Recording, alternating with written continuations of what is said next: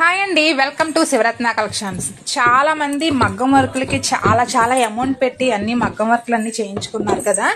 అవి ఆ సంవత్సరానికి నెక్స్ట్ ఇయర్కి మాత్రమే పనిచేస్తాయి. మళ్ళీ ఇంకా మనకి ఒళ్ళు వచ్చినా సరే ఇంకేమైనా అయినా సరే మనకైతే బ్లౌజ్ అయితే సరిపోదు. ఇంకోటి ఏంటంటే అవి ఇంకా పిగిలిపోవడం గట్టా అలా జరుగుతాయి.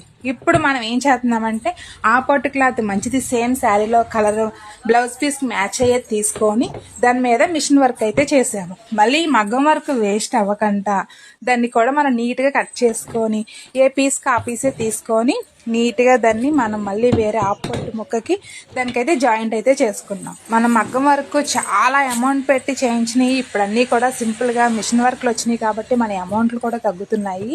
ఇప్పుడైతే మేము అలాగే ఈ మేడం అయితే నారాయణపురంలో మన వీడియోస్ చూసి ఆ మేడం గారు అయితే మనకు బ్లౌజులు అయితే పంపిస్తున్నారు. చాలా కుట్ని అన్నీ మనకి ఆవిడకి బాగానే సెట్ అవుతున్నాయి.